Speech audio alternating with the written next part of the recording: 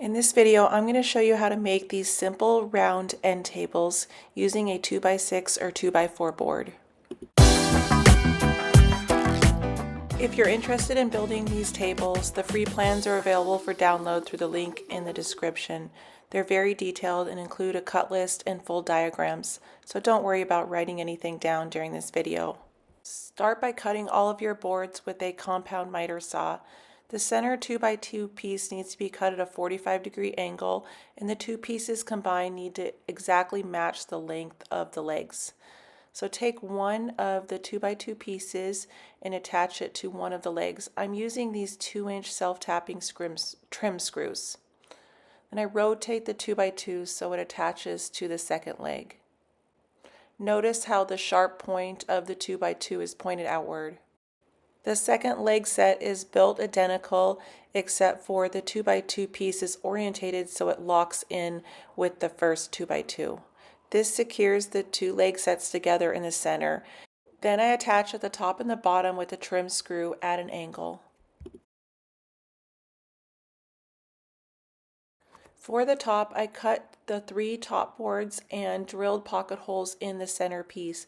I was careful about my pocket hole placement, so when I cut the circle, none of the pocket holes would get cut into.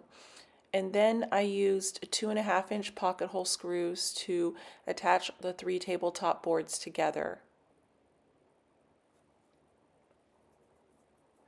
Since I wanted this to be cut in a circle, I created a jig using a 1x2 and a piece of 1/4-inch plywood.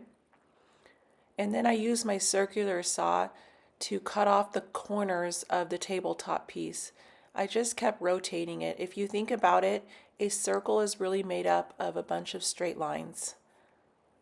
It took me about 9 minutes in total to make all of these cuts, so it was a good amount of work, but it made the 1.5-inch thick tabletop edges very straight, which is hard to achieve with a jigsaw. It was still a little rough after I was done, so I did do quite a bit of sanding to finish off the outside edges. Then I attached from the sides of the base into the underside of the tabletop and filled those screw holes with wood filler. Those are the only exposed screw holes. Another option for attaching the tabletop is to cut some pieces at 45-degree angles and pocket hole them in place. But I didn't like that option because you could see them when you looked at the table. For the finish, I applied a stain coat in golden oak using a foam brush. It seemed a little flat, so I toned it with a whitewash coat of white paint that's watered down. It gives it a lot of dimension and really just beautifies this table. They turned out so pretty. I can't wait to see the brag posts from this plan.